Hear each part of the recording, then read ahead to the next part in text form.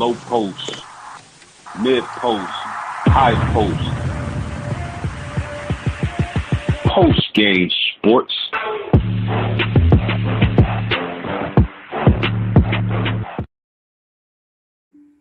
Hey, sports fans, this is Robert with WTP Sports Dudes here live tonight for another banger. I got my man Post Game of the Post Game Sports Podcast with me tonight.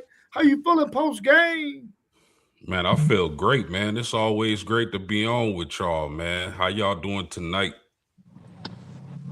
I'm doing good. I'm doing good. We also got our man One Take Zaya in the building. How you feeling, One Take? Man, when you be introducing us, man, when we come on, it feel like I'm coming out on the starting lineup in the basketball arena. What's good with y'all, though, my peoples? Oh yeah. You come out with one of those fly handshakes with all your teammates? I was a simple guy. I just shook hands. I ain't do all the extra stuff. You feel me? It was about business time, you know? It's about business. I feel you. I feel you. I know y'all caught this past weekend's NFL draft. We're going to talk about that later on in the show. Also, the NBA playoffs is jumping off. We're going to talk a little bit about that. Plus, the WNBA kicked off their season again. So we're going to have some talk about that as well. And then college freaking football has a lot going on. It seems like the NCAA is trying to get their teeth back. Hopefully that happens and we can get some normalcy in college football in a year or two. But let's go ahead and get into this NBA action. Let's talk about it. We got our man Lawrence Whitmore, Papa Whitmore in the building with us. Also, Bees TV is with us as well. If you get a chance and you're on YouTube, go check out Bees TV. He's in the chat with us right now. So if you scroll through that chat, you will see what his handle is and go check him out on Bees TV. Let's get this first question underway. Several teams face elimination games in the first round of the playoffs. Who do you think sends this series to a 6 game? I'm gonna have to say the Denver Nuggets. I think if Minnesota was healthy, they probably would have got them out of there. But the fact that Minnesota is suffering from so many key injuries, I think Denver is going to take control of this series and more than likely send Minnesota home. And shout out to Mossberg because he was big on the Minnesota Timberwolves to start the NBA playoffs. And if they could have avoided those key injuries, they probably would be in really good position. So I'm gonna say Denver has the best chance out of the teams to extend the series and possibly even win it. Yeah, man, I got to go to Pistons, man. I just can't believe that we got a 1 seed down 3-1 in the opening round of the playoffs. I'm going to have to say the Pistons. I think they're going to come out with a lot of fight next game. They lost last night. A real convincing loss too. K had a bad game. It's just I just can't see them getting a gentleman sweep in the first round to an 8 seed, bruh, after they played so well all year long. So I'm going with the Pistons on this one. Man, I like both of those picks, man. I feel like Detroit can definitely send this thing to a 6 game. I believe Denver can send this thing to a 6 game. But, man, I need my Philadelphia 76ers to send this freaking thing to at least a 6 game. I can't believe they down 3-1. I mean, yes, I can. I can believe they down 3-1 to the Boston Celtics, who I feel like might be at the end of this thing the eventual NBA champions, at least in that game, playing against maybe that OKC team. But, man, I really need my Philadelphia 76ers to rebound and make sure that they can at least push this game to a 6 game. Because to go down 4-1 to the Boston Celtics which I went to the draft with 3 or 4 other Boston Celtic fans at the draft who were Pittsburgh Steelers fans and one Jets fan, and they were talking trash on that night that their Boston Celtics beat my Philadelphia 76ers down the stretch in that game 3. So I'm hoping that Philadelphia can get this win. Now it's a slim chance that they're gonna get it, but I'm hoping that they do. Hey, speaking of the drafts, man, what were some of the highlights? I know you was at the draft with Parlay Poe and a bunch of guys. What were some of the best moments of you being there, if you don't mind, real quick? Man, I'm gonna tell you right now, man, the people of Pittsburgh were some of the nicest people. Now, I'm quite sure on game day they probably are totally different. But in terms of how they treated us, people from out of the state, out of the city, they treated us so well, man. They made sure everything was laid out for us, the whole red carpet, the whole 9 yards. They did everything they could do as a city to make sure we all felt welcome. And then to be able to have the stadium open for everybody to come in and have a place to sit with your team and cheer them on as they were making their draft choices. I thought it was an unbelievable job by the people of Pittsburgh and also the NFL. It was top notch. Let's take on this next question. Out of the 2-2 series, what team are you concerned about losing the series? I got to agree with my man Mossberg in the chat. I think the Knicks, if I got to say one team, it's the New York Knicks. Listen, Jalen Johnson for the Atlanta Hawks has been balling, man. He leading his team in just about every statistical category. The Knicks might be in trouble, and we said it before. Teams in the playoffs where your smallest player is your best player normally don't have a lot of success throughout history. I know there's some exceptions to that rule, but throughout history, that's pretty much been the rule. I like, out of the two teams, I gotta say I'm more confident in Cleveland because I think at some point Evan Mobley is gonna get more involved offensively, just like he did in the first couple of games. And if Evan Mobley is able to get back scoring like he was the first couple of games of the series, I like Cleveland to move on. So the more concerning team, in my opinion, has to be the New York Knicks. Hey, listen, they both scared me. Both of these 2-2 series scared me because the Knicks, Brunson like to shoot them out of games. We should be getting Cat about 15, 20 shots a game, and I be feeling like they just won't let him be the head of the offense, which they should. But with this question, I'm gonna have to lean more towards Cleveland. Did y'all see the way that Toronto building was rocking the last game?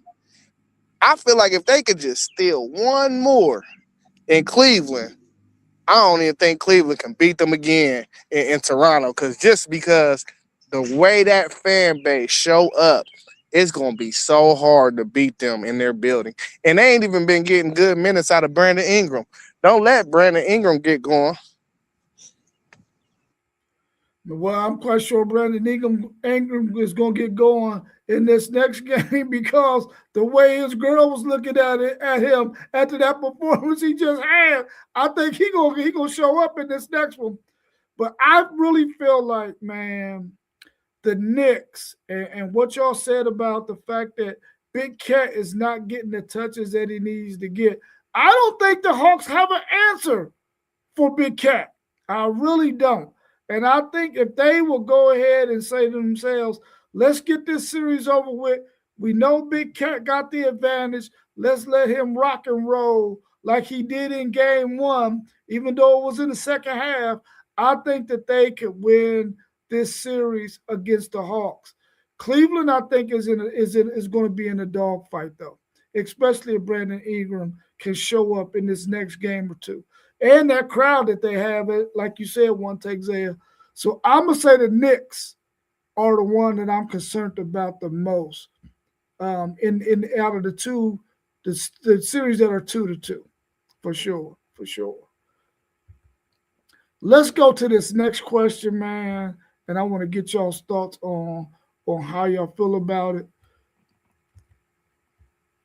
How big have the injuries been to the outcome of these games in the first round?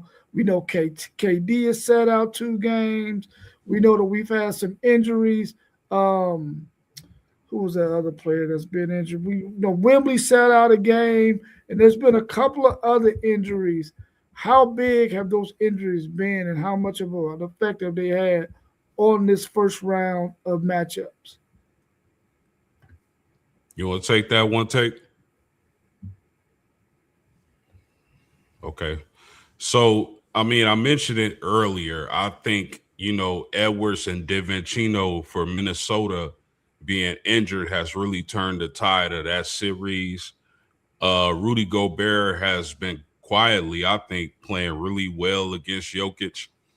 I feel like Jokic should have been suspended for starting that fight, but that's a whole nother story. But those injuries to the Minnesota Timberwolves has really changed that series, in my opinion, and has given the Denver Nuggets a chance to come back and win that series overall. But injuries suck, man. That's one of the worst parts about any sports, in my opinion. Like the injuries, dealing with stuff like KD.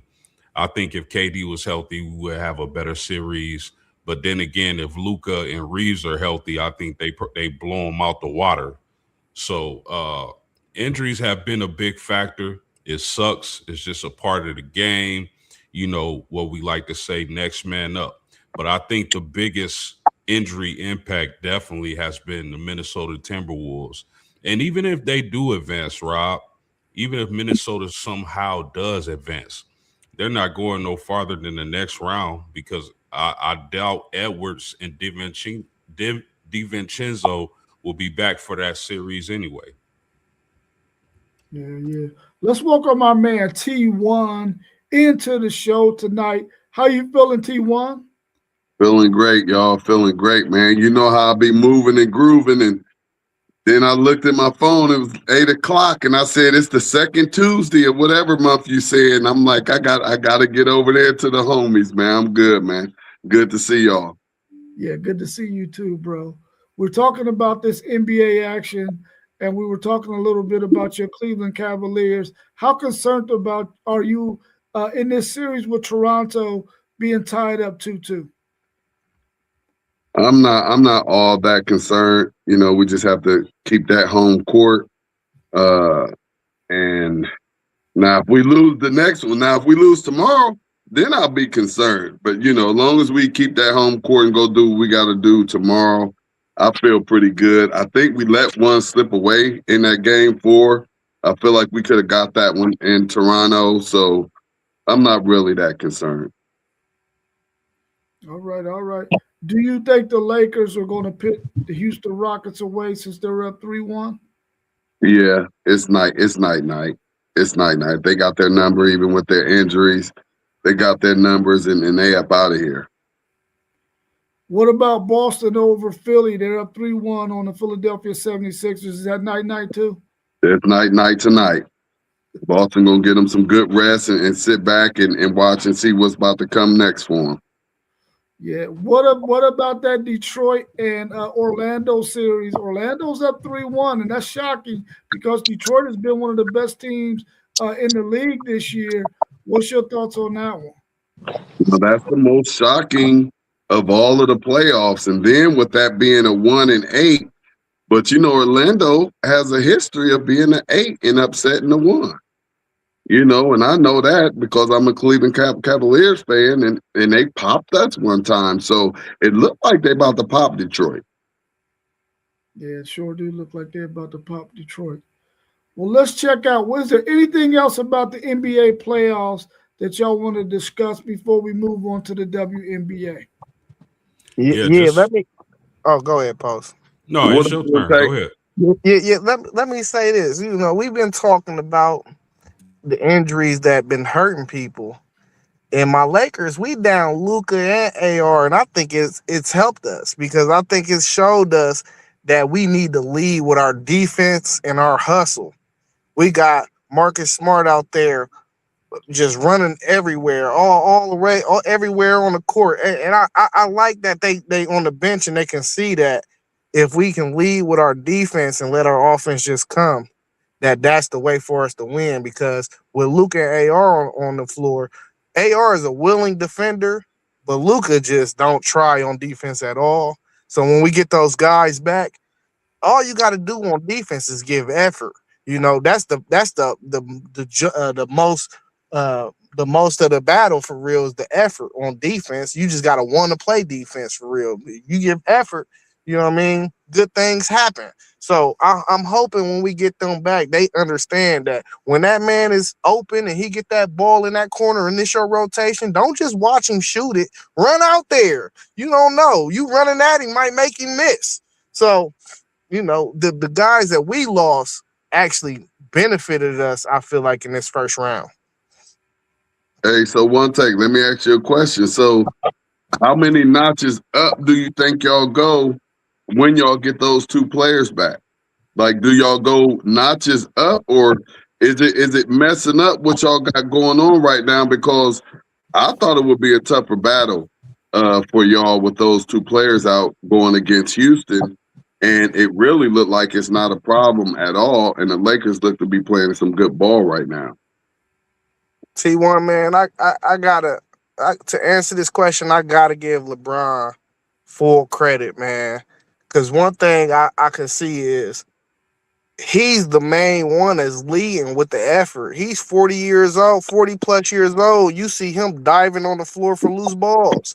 That's contagious, man. When the best player on your team is on the court and you seeing he 40 plus and he hustling and he diving on the floor and giving his all on defense, them guys just got to come back and get the same energy, man. We don't care about the offensive end. The offense is going to come, especially with like a player like Luka.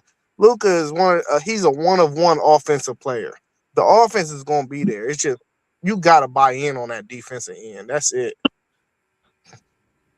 Yeah. I was also going to add, like, don't forget, not only is Kevin Durant supposedly injured, right? But if Houston had Fred Van Vliet along with Kevin Durant, because Fred been out the whole entire season, man, how good would Houston be? And another thing, talking about Detroit and the Orlando Magic, y'all touched on, like, I'm disappointed in Detroit for not rocking with Cade Cunningham. Like you we know Cade gonna do his thing. And it's amazing that he's averaging 8 assists, given that the supporting cast haven't really stepped up. Wendell Carter, Pretty Brown Rebound's boyfriend, has been outplaying Durant, and I didn't see that coming at all heading into the series. So I hope Detroit gets their self together, because if they don't, they going home. Hey, let me tap on post game because he ain't really want to speak about it. You know, yeah, Kevin Durant is buns, man. He's supposedly injured. I think he ducking the smoke too post game. No, If you ain't gonna say it, I will. I think he injured, and you can't say KD is buns, man. KD is a sniper, man. Man, And he's buns, bro. He's overrated, bro. He's riding on the bus. He's not one of them dudes that's gonna lead, and he's not gonna take his team to the promised land. He's one of them guys that he got good numbers, but nothing to show for. he got 2 rings. Yeah, on another nigga's back. No, I think that he had a whole lot to do with that. I don't think they get those rings without KD. I think those are LeBron's rings, and I talked about that a long time ago. KD stole some rings from LeBron. Those 2 rings that KD have, they go to LeBron, and I think that might be why you may be a little upset. I'm upset because he was up 3-1 and left the team that he was up 3-1 with on that team, that same team, he won the championship with and went and played with them to beat LeBron. That's why I'm upset. Yeah, you right. He did steal a couple rings from LeBron. You right. Now you just upset me a little bit, man, because that pissed me off. You know, you usually don't see no stuff like that. You usually don't get smacked around by somebody, and then you go and join them when you know they're abusive, and you go and join them anyway. Yeah, you usually don't see nothing like that. But yeah, fellas, I don't know. I ain't gonna go as far to say that Kevin Durant is buns, but I think this top 10, top 15 chatter is dead. I mean, but it also helps. We just like you said about Van Fleet not being there. I mean, you have to talk about these other players that these superstars be having when they're winning these playoff games and they're winning these championships. They be having players. So, you know, where Kevin Durant is with this Houston team right now, you know, I can't call him a bum, and I also can say that point guard that he has missing is making a huge difference with how far they go in these playoffs, which ain't gonna be about this first round. Yeah, Fred Van Fleet is a dog. A player that if you put him with KD, it's gonna be a whole lot of sniping going on out there, especially with those other pieces around out there. Yeah, they missing two key pieces. They missing Steven Adams too. They need him. Yeah. Well, Leighton Glover is definitely in agreement with you, one take, Zed, because he's saying for real he trash. He ain't really hurt, and he said, "Bro is buns."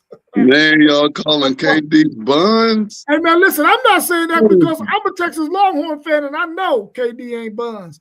You know, Right. just happened to be in one of those situations. He in what year, 17 or something like that? He up there. He like 35. 14 or something. Yeah, he about 35 or something. He up there. Yeah, he up there. And he's still killing. What he averaging? About 28, 27, 28? You can't call that bum. Well, listen, but for context, when I'm calling him buns, I'm calling him like superstar buns. You know what I'm saying? Like he's like one of the worst versions of the superstars that I see. He gonna go out there and get you 30, gang. I ain't saying like I can fuck with him on the court. Nah, I can't do nothing with KD, bro. You know what I'm saying? I'm just saying like he's a top 40 player, like how post game said. That 10-15 talk top 10-15, that chatter need to cut. I'll take Kawhi Leonard over him. So you saying it ain't a brioche bun with sesame seeds on top of it? Nah, I ain't calling him that type of bun. You trying to call him great value? I ain't saying the bread soggy, bro. Let's look over to the WNBA, man. Their season has started. What rookies are really showing out for y'all, shining so far in this WNBA? Well, it's actually just the preseason. Oh, it's still the preseason. Oh, okay, good. Yeah, the regular season begins, I believe, May 8th. But some rookies that have been standing out in the preseason, definitely Cody McMahon. I think, you know, her physicality, you know, her hustle, her will for the Washington Mystics has really stood out. Of course, Flo J, man, she's been like, you can tell she took this opportunity to play in the WNBA really serious, because you can tell she's been working in the weight room, working on her game. They really stood out to me, if I got to say, two rookies thus far in a preseason. Yeah, I'm in agreement with post game. I think Flage got a chance to really run away with this Rookie of the Year award because her team is trash. They are trash. She gonna be probably the go-to from jump day one, and you know, at Seattle. But Washington got Cody over there, and they got Lauren Betts over there. So I don't know. I think they're gonna fight each other on that team to see who gonna have the best year between them two. But both of them look like they're gonna be able to do some work this year too. I like what they building over there in Washington, though. Don't they got the guard from Notre Dame for a few years back over there, post? Yeah, No, you're right. They got Sonia Citron. They also picked up Hannah Hidalgo's running mate. Man, I can't think of her name right now, but they got a couple Notre Dame guards out there. Washington is looking real nice. Like I said, man, Cody McMahon, she's so physical, man. She gonna bring a lot to that team, I think. Yeah, they got a nice little young core. They're gonna be a team to keep your eye on these years coming for sure. Yeah, you got to take on that T1. All right, maybe he had to step away for a minute. What are you mainly looking forward to early? In this WNBA season, what are you mainly looking to see this year from them during this next season? You know, before I get fully into that, I want to say the WNBA they're lacking in one spot, man. They got to pick up the advertisement because I feel like the casual fan will have. If I wasn't on, I want to say they was airing the games on Peacock the other day or something. If I wasn't on Peacock, I wouldn't have never even knew the Linux was on. You know what I'm saying? They got to pick up the advertisement or something and get the notoriety about when the season is starting and stuff. Because I didn't even know the preseason was on. Like I said, it was either Prime or Peacock. I happened to get on there to watch something, and I was like, "Oh snaps, WNBA on," and clicked it and watched a little bit of the game. So they got to pick that advertisement up, man. Hey, they didn't pick the salaries up, so you got to think that'll follow behind it. And I'm just glad they picked the salaries up for them young ladies, man, because they deserve it too. I think it's gonna pick up, Zay, but I definitely understand it. Yeah, Yeah, fellas. you know what? Go ahead. My bad, Rob. Yeah, fellas, I'm excited about a lot of different things in the W. Now, if y'all know this player, Kennedy Carter, some say she was blackballed from the league last year. So she spent the season in Mexico playing professionally, but now she's back. And they done messed around and let the Aces sign Kennedy Carter, fellas. This is a young lady, a guard who can score. I mean, she's a scoring machine. Even when she was at Texas A&M, SEC Shine School, you could see the potential of her being a dominant scorer. But for some reason, they let the Aces sign Kennedy Carter. So I'm excited to see that team and how good they can be with the addition of Miss Kennedy Carter. Another team that I'm really looking forward to see, and the beauty of the WNBA for me is that I don't have a team per se. I just like watching the basketball. So it makes it easier to analyze the game when you really don't have a dog in the fight. But the Atlanta Dream getting Pretty Brown rebound, Angel Reese to that team with the addition of Reese and the core they have already, which they made a lot of noise last season. I'm looking forward to seeing what they can accomplish. So the Aces and the Atlanta Dream are the teams to watch for me. You know, I sort of feel the same way One Take feels about the fact that the WNBA, now that you have gotten yourself that contract, you really need to be out there promoting the game, the sport, your league, so that you don't have to stumble across games. We know when the NFL is going to be on, and we know the NFL is the top dog, and I'm not even trying to compare the WNBA to them, but you got to put out there the same kind of effort to promote your league.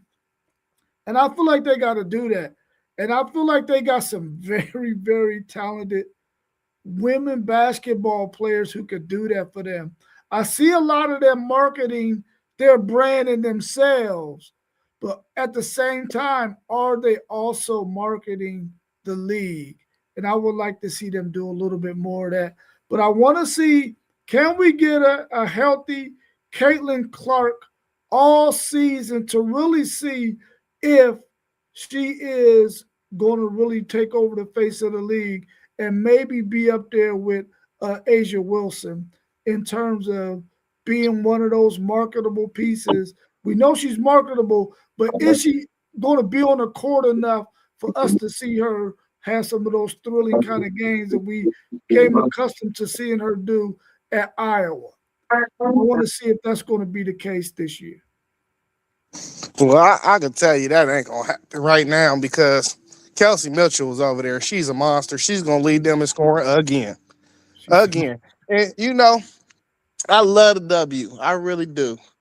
But guys, I'm here to tell y'all I'm still 1 year away. Because once Juju get there, I'm gonna wear my jersey and I'm gonna watch every damn game I can possibly. Wherever she go, that's who my team is.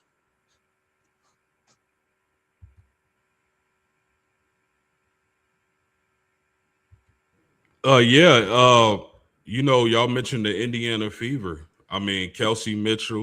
You can't forget about Big Aaliyah Boston. They really have a really dynamic roster. And needless to say, they made it to was it the conference final last season without Caitlin Clark. So we definitely gonna see how good Caitlin is this season. I think she got the goods. I also think she gets a lot of hype though. But the Indiana Fever is definitely a team to watch. They got a lot of good players on that team. And I like you throwing my lady Buckeye out there because Kelsey is a monster. She's a monster, bro. She's a monster, that's for sure.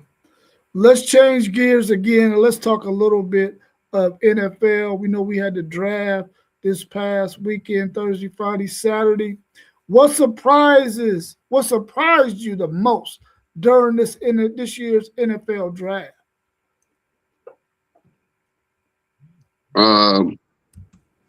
I'm sorry for being a homer, y'all. I'm sorry, but I know y'all already where I'm going with it. But the biggest surprise for me, no, let's go back because we was going live, so I'm gonna get off of that.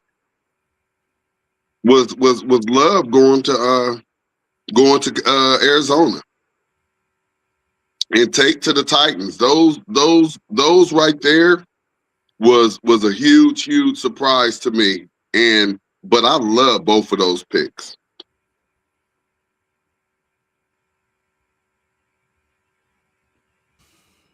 Yeah, I got a few surprises, man. Um, I thought Dallas, they kind of weird to me. They always trading with their divisional team, Philly, and it seemed like they kind of help them out with these trades. I thought if they could have just stayed pat, they could have just got the same guys that they wanted, or they could have drafted Bang at 12 and then turned around if they stayed at 20 and took Akeem Mesidor and took both of the DNs. They drafted three dudes on the defensive line, so you clearly was in need of that, and you could have still you wouldn't have found a Caleb Downs, but what was your biggest need?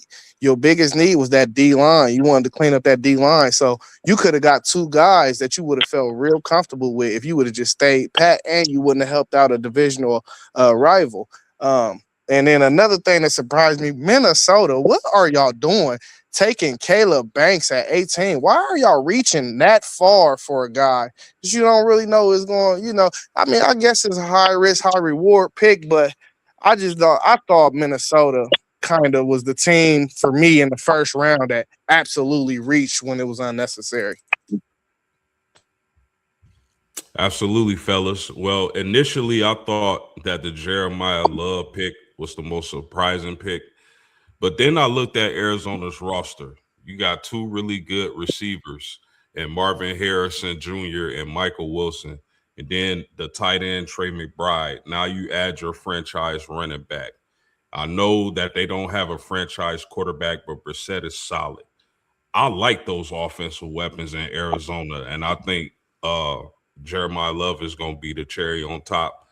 So, but I really wanted him to go to Rob's team, the Tennessee Titans, because I wanted him to play with a franchise quarterback. But seeing that Arizona roster, I think that was a hell of a pick. Now, my biggest surprise in the first round of the NFL draft, I agree with Poe. I got to go to the Rams taking Ty Simpson because I think of the prospect. You could have got Mekhi Lemon. Can you imagine Matthew Stafford? Because they trying to win now, fellas. The St. Louis Rams trying to win now. They trying to win a Super Bowl. Can you imagine a team, Mekhi Lemon, Puka Nakua, Devontae Adams, Kyron Williams, Matthew Stafford, a solid defense in the LA Rams. I'm sorry. I might have said St. Louis. But the prospect of having an offense like that, those many weapons surrounded by Matthew Stafford, and you trying to win now, I really didn't understand the Ty Simpson pick. Even if it's a great situation for Ty Simpson, because now like you kind of let him sit and you grooming, you stashing. It's a future pick. I get it. But man, if you look at next year's draft board and all the quarterbacks there, you could have did that next year. If I was the Rams, I would have got Mekhi Lemon in that wide receiver room, and I would have let him cook with those guys and Matthew Stafford. So that was the biggest surprise for me. The Rams taking Ty Simpson in the first round that early. I mean, I was surprised by them taking Ty Simpson, but I don't see it necessarily as a bad pick because I know that that's the direction they want to try to go in the future. And I think Ty Simpson is going to be a pretty good NFL quarterback. Do I want to get him at 13? I would have rather got him somewhere else. Maybe I would have tried to get some more picks and stayed in the position I was because I don't think anybody else was going to reach and take him that high or in that range. But I mean, I still think it was a good pick for them to get him. Maybe not necessarily at 13, but I really did want Jeremiah Love to fall to my Tennessee Titans. And the thing I was glad about was the fact that the Titans understood that, hey, he's not going to be here because he just got picked one pick before us, and they pulled the trigger without hesitation on Carnell Tate because we know we need some wide receivers in that room. So I was happy that my Titans were ready to pull the trigger, but it kind of surprised me that they were because I thought for sure if they didn't get Jeremiah Love, they were going to go and get a defensive player. But they did stick on the offensive side to help out Cam Ward. So that was a surprise for me. Just seeing how they did their due diligence to make sure they got the people they had on their big board.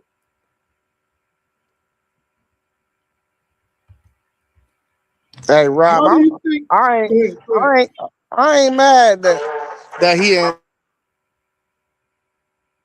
My bad. A lot of background noise. I ain't mad that he ain't fall to y'all though, because y'all was able to pick up Nicholas Singleton in the 4th round. So that's a Big Ten back. He was the most explosive back between the two for real. Him and Katron Allen, in my opinion. I think he gonna bowl well with Tony Pollard out there in Tennessee. I totally agree with you 1,000%. One take because when we got him, I think it was Kevin Bird who was with us on this trip to the draft. I said, man, we got Nicholas Singleton. He said, what? He was like, oh, that's a good pickup. That's a good pickup. And I felt like that too. So I'm glad we did get close to really equal value when you start talking about two of the best dynamic kind of running backs in college football last year when you compare Jeremiah Love and Nicholas Singleton. So let's slow down. No, I'm not saying Jeremiah Love, bro. I'm not saying that. What I'm saying is we've seen Nicholas Singleton do some pretty good stuff out there on that field. Okay. Yeah. I ain't saying Jeremiah Love, brother. I ain't saying. Hey, listen. But to get him in the 4th round, man, that was a good move. Yeah, you speaking more towards value, right? Yeah. Just the value of getting that kind of running back in the round you got him. I get it. Yeah, for sure. Fans out there don't think I'm nuts because I'm not. How do you think your NFL team did with their draft choices? You want to start, Zay? Because I thought the Bucs hit it out the park. Yeah, I go, man. Listen, we did exactly what we were supposed to do. You know, Ruben Bain fell in our lap. The jury is out for Ruben Bain. For me, I'm one of them people that is worried about his arm length, but I also am one of them people that believe in the tape. The tape says it, bro. He got the motor. He got the dog. He gonna be even hungrier for falling in the draft. And you know, but my thing is historically when we draft defensive linemen, like defensive ends, they usually typically don't pan out in the first round. I don't know why. It's like a curse. But then we turned around and got Joshua Trotter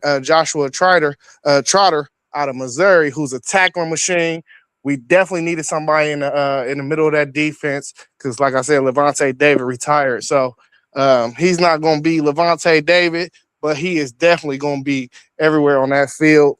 A sleeper dude, Ted Hurst out of Georgia State, we got in the third round, I believe. 6'4", big body receiver, something that we ain't got in our wide receiver room no more since Mike Evans went to the Niners. And then Keontae Scott, who I think is going to start day one for us in the nickel. So in actuality, I think we got 3 starters out of this draft.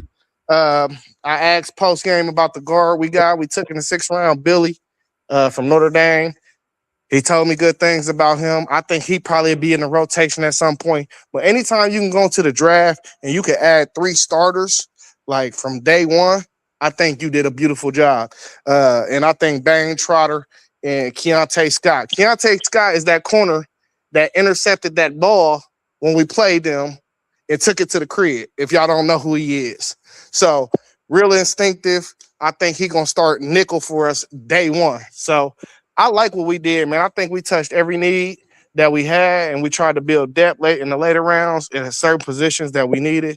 So I can't never be mad. I think we always draft good. We just take what the board give us.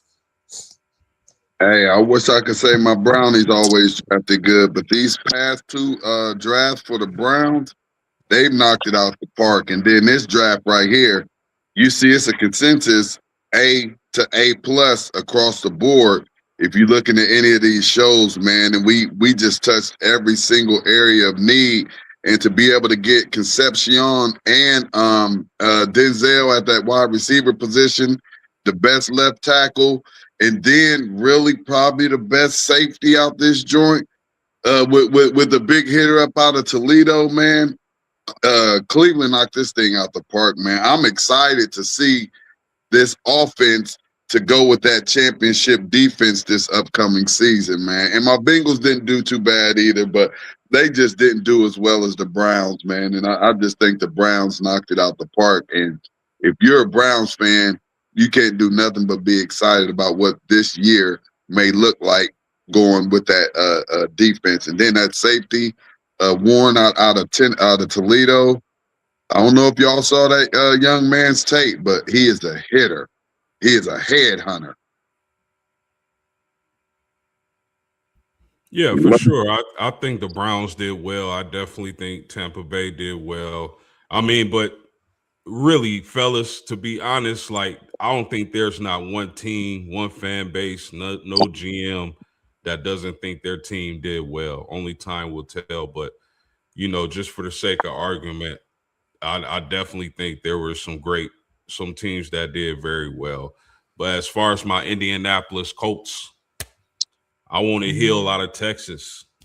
They get CJ Allen, the linebacker from Georgia. I can't complain about that. Indianapolis needs linebacker help. I think his tape is really, really good, man. And CJ Allen was projected by some to go in that first round to outside of the Ohio State linebackers, be the other linebacker taken in the first round.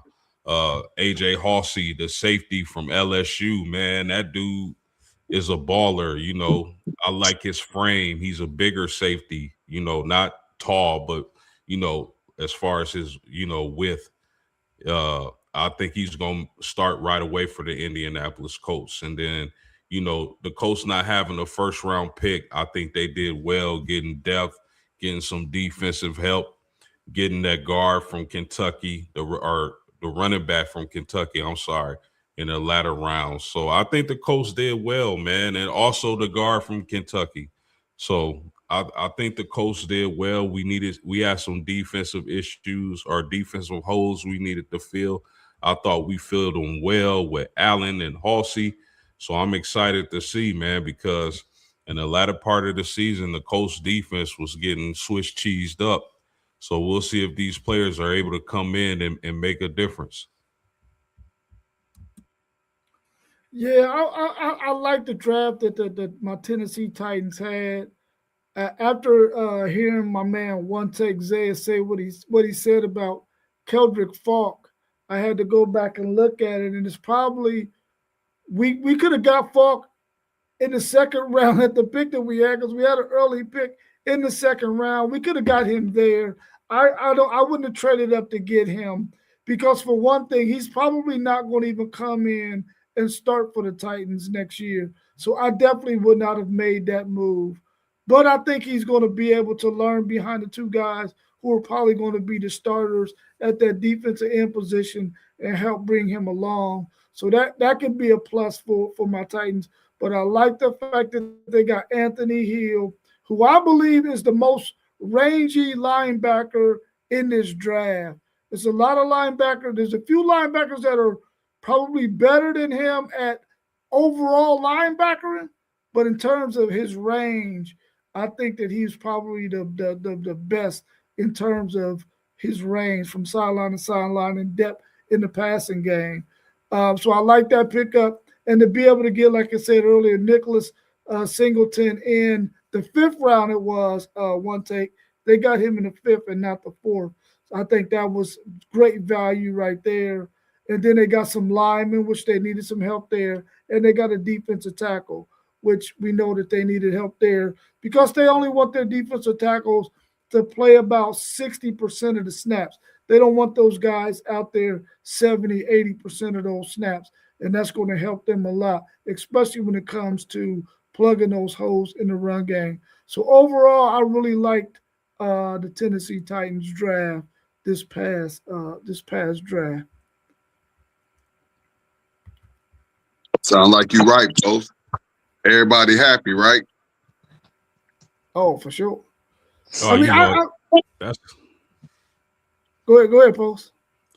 No, I was just gonna say that's how it start off, man. Everybody after the draft, all 32 teams, all 32 fan bases, everybody happy because it's like the potential of what the players they drafted can do. You know what I mean?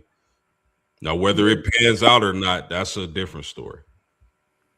Yeah, who would y'all say? Like, I know we just spoke about everybody happy right now, but who would y'all say is y'all's winner? Y'all's number one top winner of the draft? You talking about team or player? Team. Or team? Man, that's tough because I felt like it was a few teams that did real well, man. I mean, I think the Raiders did well. And that's not saying Fernando is going to be the best quarterback ever, but if he can just be a solid dude, the rest of their draft was real good. I thought the Jets did well. I thought the Titans did well. I thought One Take your Bucks did really well. I thought Cleveland, a lot of teams, man, looked like they hit it out the park. Yeah. I asked because there's one team that I identified that, man, the Dolphins, man. I think the Dolphins killed the draft. They got both Texas safeties. Did they get both safety? No, I think they got Taft. Who else did they get from Texas, Rob? They got they got Trey Moore. Got Trey Moore. Yeah. But your first round pick, you got Proctor, who it's a lot of upside there. They say he lazy though, so we'll see how that turn out. But to get Chris Johnson on your next pick in the later first round, who they say is an interception machine, and pair that with Jacob Rodriguez, who at the linebacker position, we know what he about, forcing fumbles, intercepting the ball all over the field, won the best linebacker award. Then they got Chris Bell, who I think, yeah, he was hurt. He hurt, but he could turn out to be probably a top 3 receiver in this draft. So, man, they just got a lot of different dudes from different places, and I just love their draft, bro. And I hope a lot of these dudes hit for real. We know it's gonna be some busts in there, but they built up these assets because they needed a lot of different things. But I guarantee you, about 6 or 7 of these dudes is gonna hit. Mm-hmm. Yeah, I liked what the Dolphins did as well. Was there a player or two you wish that your team had gotten? Oh yeah, and let me also shout out the Dallas Cowboys. I know a lot of Dallas Cowboy fans, and they freak out every year about Jerry Jones blowing the draft for him. I don't think he blew this draft at all. But it's one player that they drafted that I wish my Colts had a first round pick to draft, and that was Malachi Lawrence, the defensive end from UCF. Quick first step, a lot of bursts, a fast guy. He ran in the 4.5s. That's really fast for that size. So I felt like if the Colts had a first round pick, I would have loved Malachi Lawrence in the latter part of the first round, just for to give a opposite of Liatu Latu another pass rusher. So that's a great player to want post game. Because he's a beast. Yeah, good. I'm happy for Arvell Reese, man. Just to think though, and no shade, Rob. I love his chances way more at the Giants than I would love his chances at the Jets or the Titans. Because he's not a finished product, but he can learn from a lot of them dudes that they got there. Abdul, Burns, Thibs. He got guys that he could just take knowledge from and just take pieces from their game because them are the same type of players that he want to eventually become. So I'm happy that he actually fell a little bit and landed at the Giants. Yeah, that pass rush is gonna be sick. Man, I can't wait to watch them. I'm excited, man. I think that Rookie of the Year is going to be extremely tight this year. I think it's a lot of players that's going to contribute that came out of this draft right here. I think this was actually a really, really good draft on the offensive and defensive side. Oh, post game. I ain't even bring up the Giants and your boy, though. That was the sneaky pick for the draft for me. Malachi Fields landed at the Giants and is going to be opposite of Malik Neighbors. Big target. I thought that was a key piece, too. And it made sense. I was wondering, like, damn, I thought they might have went receiver. Well, but it made sense. They identified their guy in a later round that they could get, and it was Malachi Fields, which Malachi Fields, we know he ran a slow 40, but I don't be caring about them 40 times. He run good routes. He's a big receiver. He's going to be a possession guy for them, and that's what they needed. Yeah, that was a money pick for sure.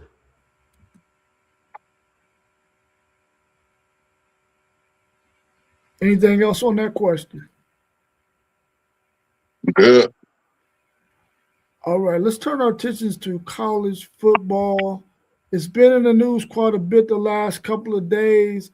What's your take on Brandon Sorsby gambling news? Hey, my fault, Rob, real quick. If you don't mind. Yeah, go ahead. Can I say something about the NFL real quick? Yeah, go ahead. How do y'all feel about Coach Vrabel being the first coach to only get a suspension instead of getting fired for playing outside of their marriage?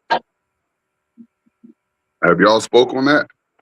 And that's one of my Buckeyes, and really no, but like a post on some real stuff. Nobody's gotten suspended when they're in a head coaching position, and they find out that they're having an affair. It's all bad for everybody, like immediately. So how y'all feel about that, or is it just nothing? Just like New England is going about it like it's nothing. I mean that's typical New England Patriots for you. I mean, look what Robert Kraft was caught doing. So I mean, Mm, that's how mm, that franchise get down, man. mm. They do whatever they want. Ooh, post. That was tough right there. But I never thought like that. I never thought like that. I just thought that everybody got fired once they got caught cheating on their wife. Wow. Or their girlfriend in what's his name? Ibuka, whatever his name was from Boston that's now in Houston. Yeah. Wow, post. That's some deep knowledge right there. Yeah, but she don't work for the organization, do she? No, She it was don't matter. It don't she like matter. a reporter chick or something. Right. I mean, but I just thought it was just because they was cheating. So you saying if they with the organization, then you Yeah, go he get in made. trouble. But Yeah, long as you step outside the organization and cheat on your wife, it's all good. I mean, cheating on your wife ain't all good, but that's not what I'm saying. But what I'm No, saying no, is, eBay got caught with a lady in the organization. He's technically her boss. You know what I'm saying? That's what's the word for it? It's something. It's when the boss deal with the employees. You yeah, can't yeah, do we that. Yeah. ain't supposed to. I Yeah, mean, you do we can't. know who this? Do we know who this? Where this lady work at? That's That chick is like she like tied in with the reporters or okay. something. She's a They said reporter. she been doing this type of stuff where she get close with an NFL coach or somebody in the organization to get information. She been doing stuff like this, but she don't work for New England Patriots. All right. Hey, post game question for you. Go Is ahead. this a different story if he's not in New England? What do you think? That's just for you because you brought a great point up. You know what I mean? But and just my thing was like, as far as I know, and I wasn't even really thinking about who the woman was they was messing with, whether they was in an organization or not. But and then coach from Boston, he wasn't even married. You know what I mean? Him and what's the name was just dating. Right. I man, listen, the New England Patriots then got away with some crazy things, man, or at least a light slap on the wrist. You know? So I mean, I really can't say, man. The Patriots is different, bro. That's my favorite. Yeah, SEC Sean, we're gonna get to that question after we get finished with this college football stuff. Uh, but in terms of Vrabel and that situation, it's starting to be well. I think it's always been happening, but now it's starting to come out a little bit more in the news where you hear about all of this infidelity and stuff like that. The thing that concerns me about it all is that if it continues to become more and more prevalent, that means that we're probably going to start to look at it as normal. And nobody's going to be getting punished for it. It's just going to be like a common thing that people do. And I don't think that's a good thing for society to think that people can go and do those kind of things. So hopefully they'll rethink this thing and give Vrabel maybe a little bit more of a consequence than what he's getting right now, because I think you send the wrong message to our young people when you allow stuff like this to happen without a serious consequence. So hopefully they'll do something about that, man, because it is becoming in the news a little bit more common, even though I believe it's always been happening. It wasn't getting leaked like it's getting leaked now because of how much the media is trying to grab a story every chance they get. So let's talk about Brandon Sorsby and this situation with this gambling news. What's y'all's take on that?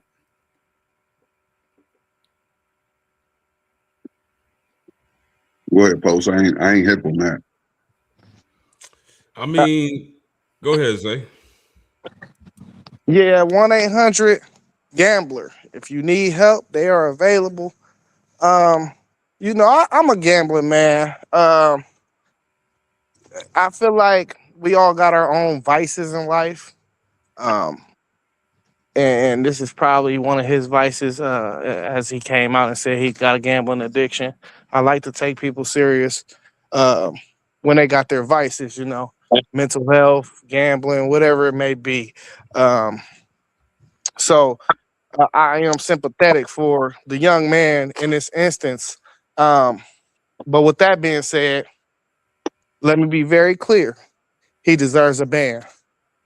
You can't go out in sports, gamble on the sport that you're playing in. Um, let alone he was gambling on from what y'all told me, he was gambling on his own teams. You can't do that, and I think it should be a zero tolerance policy. I'm all for getting the young man some help, but I think his amateurism, if that's even a real thing anymore, should be expired. And this is just the world we live in now. We done opened up the sports books, let people gamble. It's really no parameters around it to keep it toned in. So I think we're going to see more and more cases like this. Um, but yeah, I think the young man deserves a ban. Yeah, I mean, I definitely think the consequence should be swift and it should be severe. Um, the thing about this, I hope it doesn't become one of those domino things where tomorrow we'll get another player and it comes out that he was gambling. And then Saturday we'll get another player. And then Tuesday we'll get another player. That's what I hope it does not become. I hope this is just an isolated situation. I hope that young man gets, the help he needs for an addiction like that.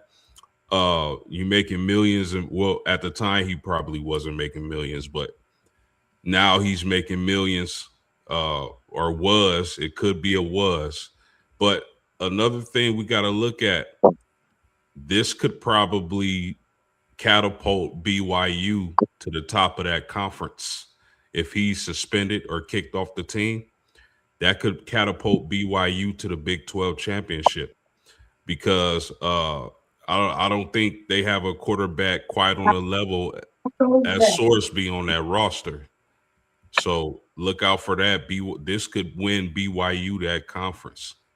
So I hope the young man gets the help he needs. And, I definitely, I don't want to see any more of this. I hope, like I said earlier, this is just an isolated situation and nobody else is really doing this and making these mistakes. Yeah, first off, of course, we want him to be able to get the help that he needs, and under no circumstance do we want to necessarily want Brandon Sorsby, the person, to have to suffer this consequence. But he has to, simply because a precedent has to be set that you cannot gamble on the sport that you're playing in, for one. And if you're playing any athletic sport and you're getting paid in that sport, you shouldn't be allowed to gamble, especially on that sport. But you probably shouldn't be gambling at all while you're participating as an athlete. So I definitely think that something needs to happen.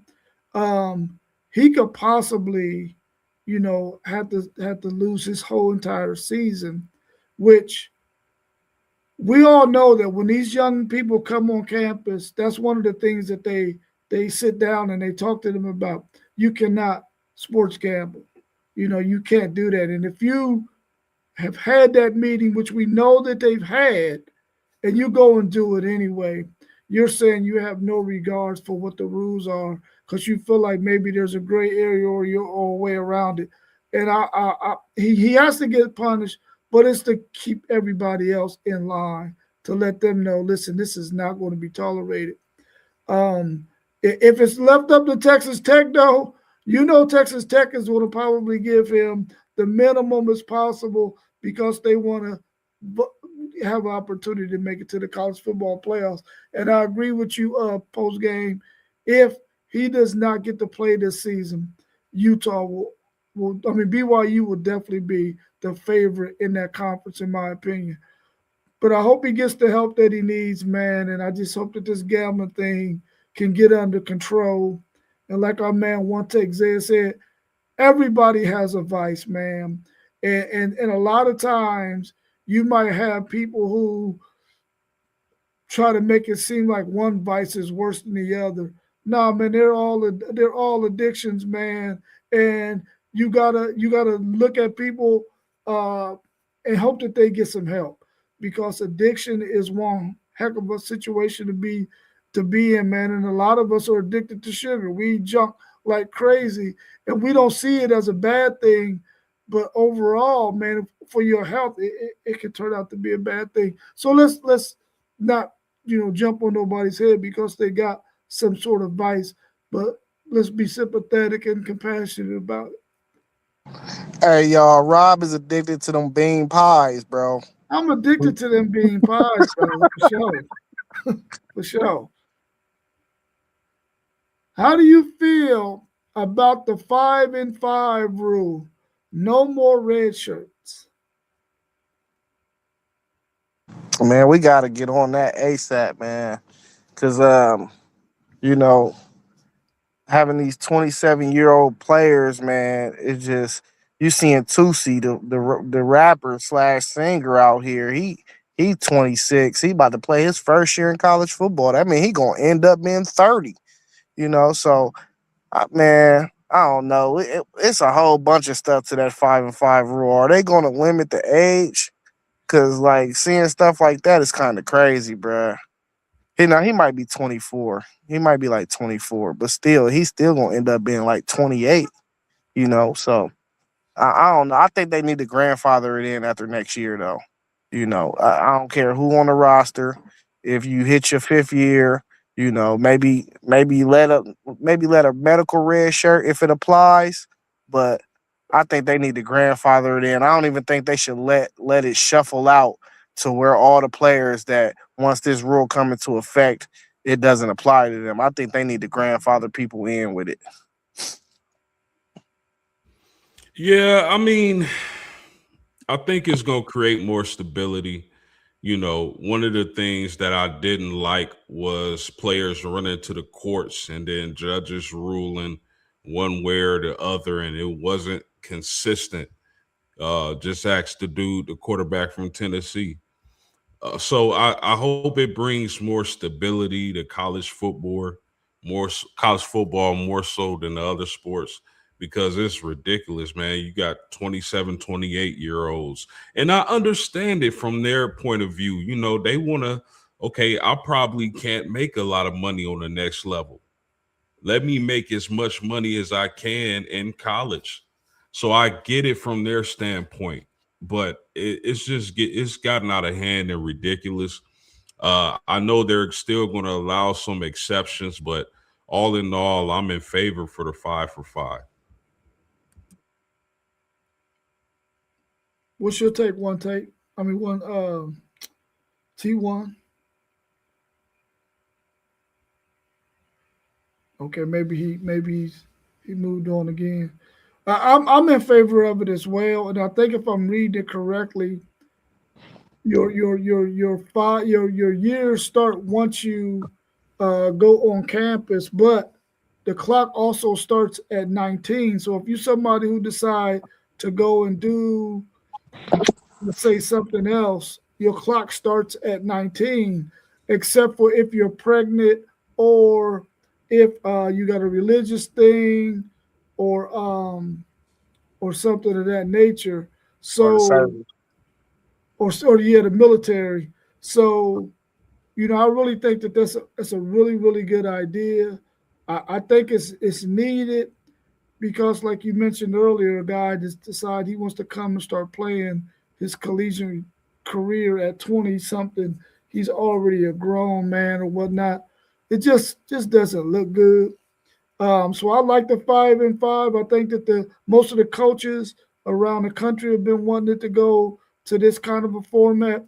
I kind of wanted them to get rid of that red shirt rule and let guys play as much as they can when they first get on campus. If they can play on special teams for all how many ever games they play that season, I'm all for that as a true freshman because you know you need those players out there, especially to fill those special teams, so that your main players don't have to play those positions. So I really like the rule. I just hope that after this football season that's coming up in 2026, it becomes retroactive and they don't allow anybody who is looking to get a 6 year. I don't think that they should get a 6 year unless they have one of those circumstances that will grant that. So how do y'all think it's going to affect? Do y'all think it has any effect on early enrollees, players that reclassify and go to their college a year early? Does that clock still start when they get on campus or when they It starts, graduate? yeah, it starts once they get on campus. Yeah, so if you're gonna start your clock early because you want to get on the campus to start that NIL money coming in, especially if you're in a state where they don't allow you to get NIL in high school, I mean your clock starts, your 5 years start from the minute you get on that campus, and I think that's good as well because I mean maybe the youngest we've had some 16-year-olds on campus before. Most times it's because they're super uber smart. Um, and their bodies just aren't ready yet, maybe they might put an addendum in there for that. Because I know Texas had a guy who was on their campus at 16, and it took him a minute for his body to get right. In fact, I don't even think he's with the program anymore. I think he transferred out because he just couldn't find the field because he had been there trying to get his body right because he was just so young. Maybe they might put an addendum in there for that. I don't know, but if a guy is going to make that decision, he already know what the rules are. Then maybe he should be stuck to the 5-5 too. You know that I think that's going to fall under the umbrella of them extreme circumstances where if you apply for that 6 year or so, you could probably win that case in court. Yeah, it seems like the NCAA is trying to get their teeth back with this committee that they got with the president and whatnot. Well, not that they got it, but I think they're trying to use that as leverage to try to get this thing totally under control. And I would like to see them get a foothold on it because it's getting to be a little bit ridiculous. Yeah, What do you? that's Yeah, exactly what they're doing, Rob. Linking yeah, up with the Prezi. yeah, and which I think that's a pretty smart move. What do y'all think about what we talked about earlier in the chat? And also, SEC Sean put this question out there to us as well. He's watching some of that good hockey. What about the NCAA basketball tournament expanding to 76 teams? You know, I'm I ain't fully opposed to it actually. As long as those added teams are just strictly playing games.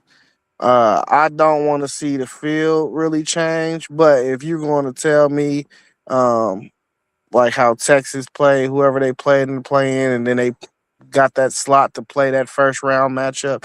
If they're all playing games, I'm not totally against it actually because we always hear and see teams complaining and da da da da. So I feel like this should be the last straw. Like, okay, we push it to 70, 78, or 76. None of y'all teams should be complaining. If you're the 77th best team, we should not hear one complaint, bruh. Not one. You just wasn't good enough. Yeah, I'm with it in the sport like basketball. I don't mind a little expansion into the NCAA tournaments.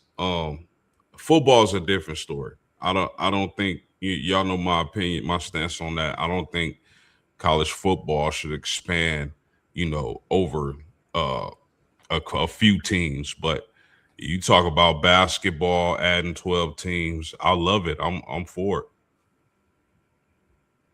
Yeah, I like it as well because I like one take said. I think it's going to be all playing games. You're going to have 24 teams playing to see who can get them last 12 spots, I guess you will call it, in the NCAA tournament. Um, I mean, to get it to 64, but they got those playing games, which will be those 16 teams, I guess. No, 12 teams, 12 games rather. So, I mean, I'm all for it too. I like to see that expansion because, well, like you said too, if you're that 77th team, you already know you shouldn't be complaining because, listen, you just odd man out. You should have been better. Should have won a game or two more. Maybe you would have got the 76 or 75. But I like it because I want to see more basketball. And I think we talked about that earlier about them expanding and maybe the effects that it will have on the NIT. But I think the NCAA tournament trumps the NIT any day of the week. Unless your Hey, team is in the NIT, then you might watch it. yeah, and to add one more thing, I'm hoping that this helps the mid majors because with this NIL we're starting to see less mid majors because they get all their players stole. But I'm hoping that this is going to allow a few more mid majors to make it into the tournament. That's why I really like the idea, actually. You know, because what was it? I want to say it was Akron or somebody. They lost one conference game this year. They wasn't going to sniff a shot at making the tournament. Yeah, that's true. That is true. All right, y'all got anything else y'all want to add before we wrap up the show? We right at 1 hour and 16 minutes. Anything else y'all want to talk about before we wrap it up? Yeah, I just want to say Mike Vrabel could resign. And if Mike Vrabel resigns, the Patriots are interested in Mike Tomlin. Mm. Man, what's going on with this situation that I missed, bruh? Why is it that serious? Did she work for the organization? Nope. So they just strictly mad that he had some infidelity? Man, image is big, man. It is, but man, he a grown man, and that's his life he living. 100%. I agree with you, but I mean, when you in certain positions, they hold you to a higher standard. That's very true. That's true. I mean, yeah, and if you were running that organization, you would want your staff people to be, law-abiding citizens. I mean, even though it's not against the law to have, and they probably need to put that on the books too. That probably need to become a law that if you, dishonor your marriage in a way like that, that there should be some form of punishment. But the people who make the laws are the ones who probably doing it the most. That's probably why it's not a law. But Bro, you anyway, can't do that, man. You why can't. not? Why not? What do you mean? Why not? Why can't You you? can't take somebody to jail because they done cheated. What are you talking? No, no, What? Why not? Why no, not? Why man. not? Why not? Why not? This is not China. This is America. So you free to break those vows? Listen, that's a religious thing, though. You feel what I'm saying? That's a religious thing. Everybody not saying the same religion as the next person. You feel me? Some people marry just to marry. Some people marrying for religious reasons. People marry for business contracts. All different types of things. How do we know why he married? We don't know if he take his vows serious. We don't know if he's really tying a bond and a knot with Jesus. You get what I'm saying? Like, or in your case, Allah, you feel what I'm saying? So, nah, we can't do that. Nah, man, it's America, man. This America. We can't start. Hey, they gonna create more jails for us and make money. No, we ain't doing that, bruh. But I'm with you. I'm not promoting infidelity. I said that. I made that clear. But nah, man. One take Zay has spoken. It's a free for all. Everybody do what you want. No. That's not what I said, man. All right, y'all. Y'all enjoy the rest of y'all's evening, man. It was good having y'all on the show tonight. We'll see everybody again tomorrow. I believe our man Mossberg of Level Up Sports 10 is doing a show tomorrow. What If, I believe it is. And then we'll be back Thursday as our man Post Game will be hosting on Thursday. And we'll see y'all then. So check us out. Make sure you hit the like button, subscribe, tune in to our channel on all the channels scrolling across the bottom. So check that out, and also catch us on Patreon and on WTPSportsDudes.com, our website, and on what is that? What is it called? The one that just play audio. What, Patreon? Yeah, oh that's no, you Patreon. talking Spotify? Spotify, yeah. Check us out on Spotify as well. Y'all enjoy the rest of y'all's evening, man. Glad to see y'all this evening, and we out. Yeah. Is it flexible like metal edging? Peace. Low post, mid post, high post. Post game sports.